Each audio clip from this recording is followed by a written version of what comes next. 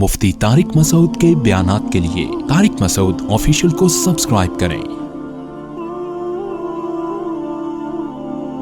طارق مسعود official.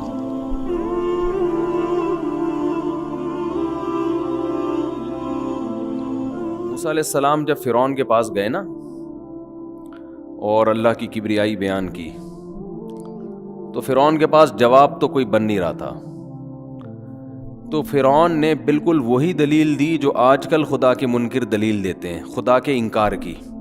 حضرت موسیٰ اللہ کی صفات بیان کر رہے ہیں، الذی جعل لکم الارض مہدن، جس نے زمین کو تمہارے لیے بنایا، رہنے کی جگہ بنایا، آسمان سے پانی برسایا، مٹی سے تمہیں بنا کے مٹی میں کر دیتا ہے، اتنے فضائل سنا رہے ہیں۔ جب فرعون سے جواب نہیں بن پا رہا تو فرعون نے کہا وہی بات کی جو آج ایتھیس کرتے ہیں کہ خدا اپنے ہونے کے ثبوت کیوں نہیں دیتا، اور ثبوت کا مطلب دکھاتا کیوں نہیں کہ میں ہوں، دو اور دو چار کی طرح بات کیوں نہیں کر دیتا، وہ اتنی مخمصے میں کیوں ڈالا ہے لوگوں کو؟ نہیں آ رہی بات، میرا خیال ہے بھئی ایک دفعہ خدا زمین پہ اتر کے بتا دے میں ہوں تو بس بات ہی ختم۔ یہ کیوں کہ میری سورج دیکھو، چاند دیکھو، اور ان لکم فی الانعام لعبرا، سوکھا چارہ ہم جانور کو کھلاتے ہیں، اس سے چکنا گاڑھا دودھ پیدا ہوتا ہے۔ اس سوکھے چارے کو آپ کسی لیبارٹری میں لے جائیں اور کسی سائنٹسٹ سے بولیں اس میں سے تیل کا ایک قطرہ نکال کے، گھی تو دور کی بات ہے، تیل کا ایک قطرہ نکال دو، وہ کہے گا بھائی کروڑوں سال میں بھی ایسی مشین اب تک ایجاد نہیں ہوئی ہے، اس میں تیل ہے ہی نہیں تو نکلے گا کہاں سے؟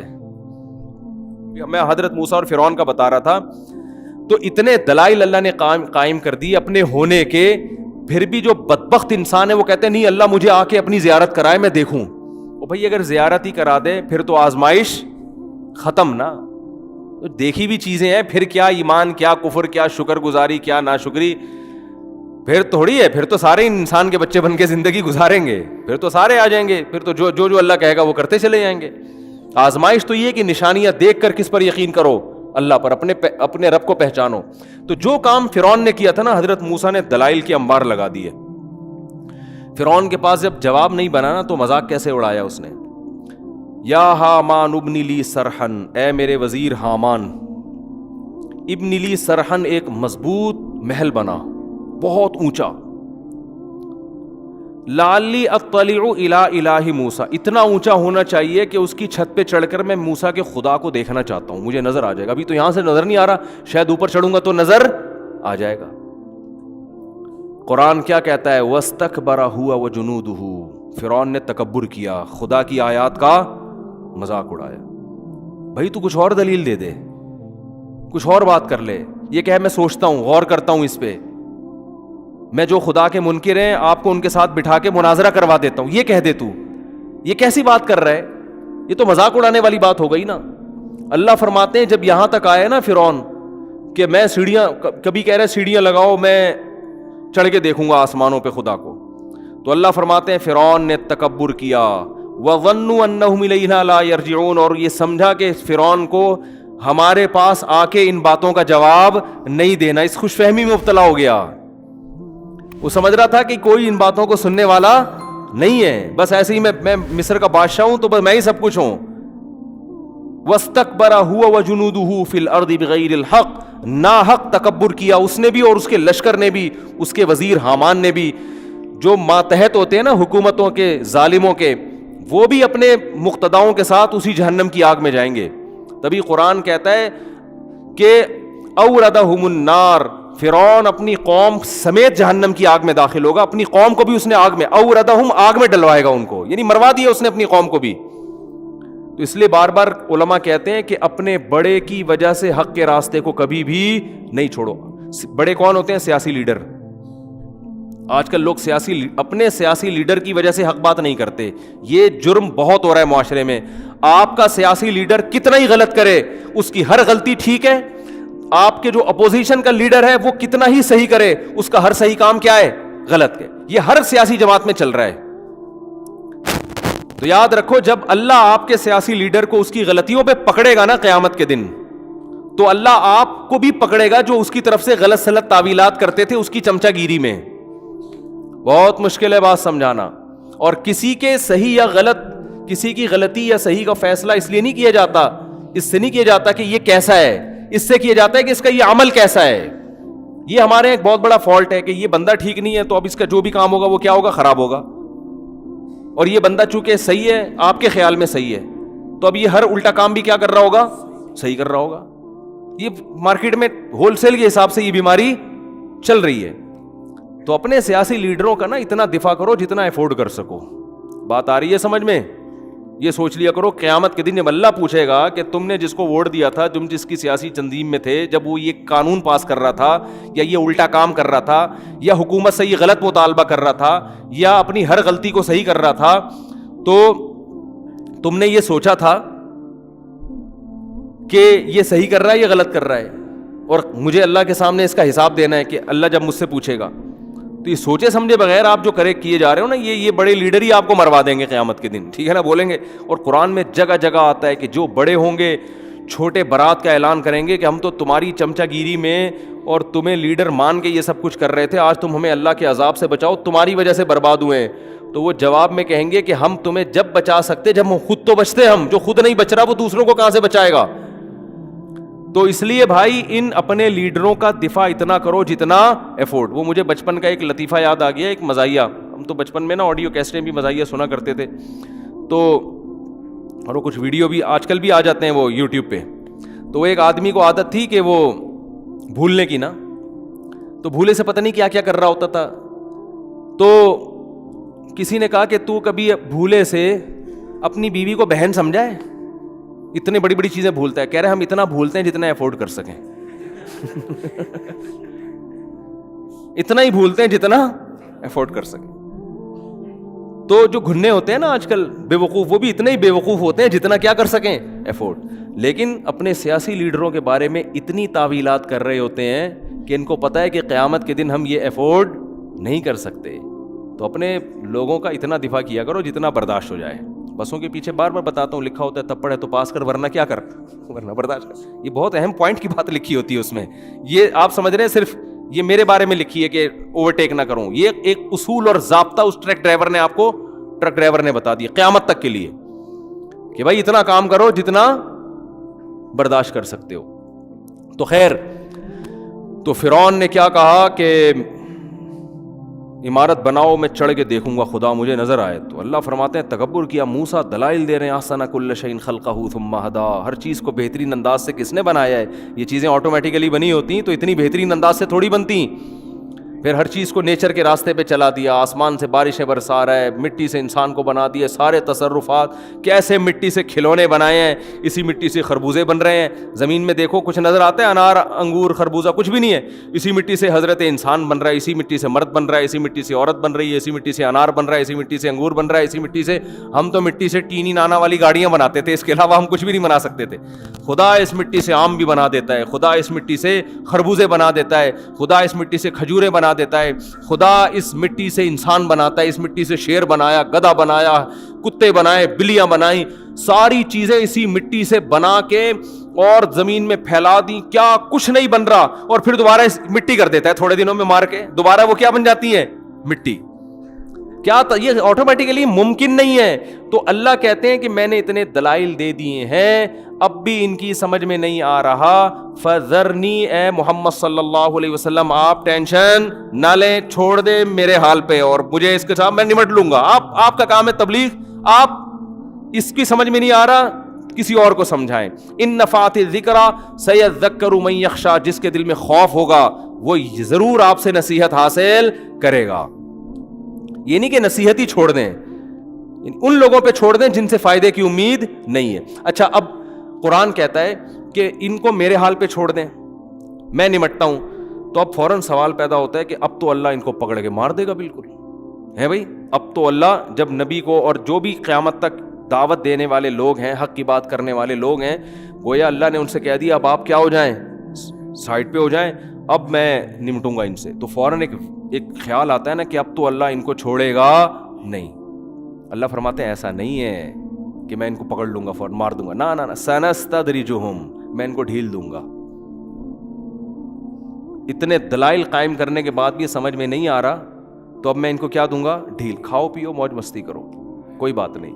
کیونکہ دنیا دارالامتحان ہے، دارالجزا نہیں ہے. جیسے آپ ایگزامینیشن ہال میں بیٹھے ہو، پیپر حل ہی نہیں کر رہے، ایگزامینر آپ کے کان میں آ کے کہتا ہے بھائی کیا کر رہا ہے یار، آپ کو شاید بھول گئے ہوگے، پیپر کا ٹائم شروع نہیں ہوا، وہ سمجھتا ہے شاید غلط فہمی ہوئی، یاد دہانی کرائے گا بھائی ٹائم شروع ہو گیا پیپر، اگر آپ کو پیپر نہیں ملا تو میں لا کے دے دیتا ہوں. وہ اس طرح سے نصیحتیں کرے گا نا. پھر بھی آپ بیٹھے ہو سر پکڑ کے، وہ آ کے کہے گا، پاکستان میں ہوگا تو پھر تو کوئی مسئلہ ہی نہیں ہے، آ کے کہے گا نہیں ہو رہا، حل نہیں ہو رہا، لاؤ 50 روپے تو میں کروا کے لاتا ہوں. یہ تو میں وہاں بتا رہا ہوں، کراچی میں تو شاید ایسا ہی ہوتا ہے، باقی کا مجھے نہیں پتا، سب جگہ یہ ایسے ہو رہا ہے. ٹھیک ہے نا. تو لیکن اگر سچی مچی کا یعنی کوئی صحیح ایماندار ہو تو وہ کیا کرے گا کہ آپ کے پاس آئے گا، آپ سے بولے گا بھائی کیا مسئلہ ہے، شاید آپ کو نہیں پتا کہ ٹائم شروع ہو گیا، بھائی ٹائم شروع ہو گیا، کہہ گیا آپ کہیں گے اچھا ٹھیک ہے پتہ چل گیا. پھر بھی آپ پیپر حل نہیں کر رہے، وہ آگے کہ بھائی کوئی پیپر ایسا تو نہیں آپ کو فزکس کا پیپر تھا اور کسی نے غلطی سے کیمسٹری کا تو نہیں پکڑا دیا، کسی اور کلاس کا تو نہیں، چیک کر لوں. نہیں یہ مجھے فزکس کا ہی ملا ہے، ماشاء اللہ بہت اچھا. پھر بھی آپ حل نہیں کر رہے تو پھر وہ آئے گا آپ سے آ کے کہے گا کہ یار کوئی اگر سر میں درد ہے، کوئی مسئلہ ہے تو پیناڈول رکھیے میرے پاس. ہمیں ہدایت ہے کہ اگر کسی کی طبیعت خراب ہو جائے تو فوراً جو دوائیں ہمارے پاس جو ہے نا، جو فوری دوائیں ہوتی ہیں وہ رکھی ہوئی ہمارے پاس. کوئی پیٹ میں درد ہے، کوئی واش روم کا تقاضا ہے تو یہ واش روم ہے، ٹھیک ہے نا، یہاں چلے جاؤ. کوئی بھی مسئلہ ہو بتاؤ، گٹکا چاہیے، پان چاہیے، تو وہ آپ کو 5-6 دفعہ نصیحت کرے گا. اس کے بعد کہے گا 2-3 دفعہ اور کرے گا تو کوئی دوسرا جو اس سے سینئر ہوگا بولے گا بھائی تو اس کو چھوڑ دے اپنے حال پہ، اس کو کیا کر چھوڑ دے. اور جو پیپر چیک کرنے والا اگر وہاں کھڑا ہوگا نا، وہ کہے گا کہ اس کو چھوڑ دے، میں اس سے خود ہی نمٹ لوں گا، تیرا کام کیا ہو گیا ختم، پیپر میرے پاس آئے گا، کچھ بھی نہیں لکھا ہوگا تو فیل کر دوں گا. تو اب وہ جو یہ کہے گا نا کہ مجھے اس کے ساتھ چھوڑ دے، تو یہ نہیں ہے کہ چھوڑ دے کا مطلب میں جاؤں گا ابھی پیپر پھاڑوں گا، تھپڑ لگا کے اس ایگزامینیشن ہال سے ٹھڈے مار مار کے باہر نکالوں گا اور اس کو برا بلا کہوں گا ایسی کی تیسی، تو یہ کیا کر رہا ہے، تو شرم نہیں آتی، تو آیا کیوں ہے جب تیرے کو پرچہ ہی نہیں آتا، اور تو بے وقوف آدمی اپنے باپ کا بھی پیسہ ضائع کیا، اپنی ماں کا بھی پیسہ ضائع کیا، تو نے ماں کی دعاؤں کی بھی جو ہے نا تو نے قدر نہیں کی. کچھ نہیں کرے گا وہ کہے گا بھائی کوئی اتنی بڑی پرابلم کی بات نہیں ہے، کچھ لوگ پاس ہوتے ہیں، کچھ کیا ہوتے ہیں فیل ہوتے ہیں. تو ایگزامینر اگر زیادہ فری ہونے کی کوشش کرے گا نا، پھر بھی جا کے سمجھا رہا ہے، تو سینئر کیا کرے گا، بھائی اس کو آپ کا یہ ہیڈ ایک نہیں ہے، آپ نے اپنا فرض ادا کر لیا، چھوڑ دو اس سے میں خود نمٹ لوں گا. تو یہاں نمٹنے کا مطلب یہ نہیں ہوتا کہ میں ابھی تھپڑ لگانا شروع کر دوں گا اس کو. نمٹنے کا مطلب ہوتا ہے یار تم نے سمجھا دیا، اب ٹینشن نہ لو، پیپر میرے پاس آئے گا، انڈا میں اس میں ڈال دوں گا. جیسے ایک طالب علم نے پرچہ حل کیا، سائنس کا پیپر تھا، استاذ نے سوال پوچھا کہ ثابت کرو کہ دنیا گول ہے. بہت طریقوں سے ثابت ہوتا ہے کہ یار سورج مشرق سے نکل کے دوبارہ مشرق میں آ جاتا ہے، اس کا مطلب کیا ہے، بہت سارے طریقے ہیں نا، اس سے پتہ چل رہا ہے یار کچھ ہے، گول ہی لگ رہی ہے اس سے تو، ٹھیک ہے نا. سمندر پہ جب ہم دیکھتے ہیں تو تھوڑا سا ایسی کرو نظر آتی ہے، جہاز سے بھی، تو بہت سارے طریقے، اس کو آتا کچھ تھا نہیں. تو اس نے جواب لکھا کہ چشمہ لگا کے دیکھو تو بھی زمین گول ہے، چشمہ اتار کے دیکھو تب بھی زمین گول ہے. کیونکہ بعض ایگزام جو ممتحن ہے نا وہ بالش کے حساب سے نمبر دیتے ہیں. ہم جب اسکول میں پڑھتے تھے یہ مشہور تھا، نہیں آتا تو وہ بالش کے حساب سے لکھا کتنا ہے اس نے، ایک بالش کے 50 نمبر، 2 بالش کے، تو وہ پڑھتے ہی نہیں، ان کو آتا بھی نہیں. اور یہ سچی مچی کا واقعہ ہے. ہمارے ایک دوست کہتے ہیں کہ اسلامیات کے پیپر میں کچھ تاریخ اسلامیات تھا یا پتہ نہیں معاشرتی علوم کا پیپر تھا، تو ایک سوال آیا کہ مشہور تاریخی شخصیات کے بارے میں نا، پاکستان کی کچھ مشہور، تو کسی ایک شخصیت پہ نوٹ لکھیں. کہہ رہے ہیں مجھے کوئی شخصیت ہوئی پتہ نہیں تھی، میں نے اپنے ابا کا نام ڈال دیا مولوی تمیز الدین، ان کے ابا کا نام تھا تمیز الدین. تو کہہ رہے ہیں میں نے کچھ آتا تھا نہیں مجھے، تو میں نے مولوی تمیز الدین سن 1900 فلاں میں پیدا ہوئے اور فلاں جگہ آنکھ کھولی، کہہ رہے جو پھینکتا جا رہا ہوں میں نا، لکھا میں نے، اور اتنے میں تعلیم پائی، پھر فلاں سن میں یہ کیا، پھر تحریک پاکستان کی فلاں اس میں حصہ لیا، پھر یہ کیا وہ. کہہ رہے پورے نمبر ملے ہیں مجھے. کیونکہ جو پیپر چیک کرنے والا تھا نا وہ سوچ رہا تھا یار یہ کوئی ہم سے بھی بڑا فنٹر ہے یہ کوئی ہم سے بھی بڑا فنٹر ہے کہ ہمیں جن شخصیات کا نہیں پتا اس کو، لیکن لکھا اتنے اسٹائل سے نا، ہوشیار تھا. تو وہ پتہ ہی وہ اس کا جس کے ساتھ یہ واقعہ ہوا نا، اس نے مجھے خود بتایا کہ میں اپنے ابا کا مولانا بھی خود ہی لگا دیا اس نے. کچھ تو لگانا پڑے گا نا، علامہ یا مولانا کچھ تو ہوگا نا، شخصیت ہے تو کچھ تو ہوں گے نا. تو ایسے کر کے کہہ رہے ہیں ہم نے پورا چھاپ دیا. تو بالش کے حساب سے ایک 50 نمبر، یہ 100 نمبر ہو گئے، یہ 150 نمبر ہو گئے، اس طرح کر چل رہا ہوتا ہے بعض جگہوں پر حساب کتاب. تو خیر، تو کیا بات کر رہا تھا یار میں، کدھر سے کدھر آ گئی ہے. ہاں تو میں عرض کر رہا تھا، تو اللہ نے بھی قرآن میں ہاں میں کہہ رہا تھا کہ وہ اس نے کہا کہ اب پیپر آتا نہیں ہے، اس نے کہا ثابت کرو زمین گول ہے، تو کہہ رہا ہے چشمہ لگا کے دیکھو زمین گول، چشمہ اتار کے دیکھو زمین گول، سائڈ سے دیکھو زمین گول، سائڈ سے دیکھو زمین گول. اس کا خیال تھا کہ بالش کے حساب سے نمبر ملیں گے. تو اتنا مختلف طریقوں سے اس نے زمین کا گول ہونا ثابت کیا.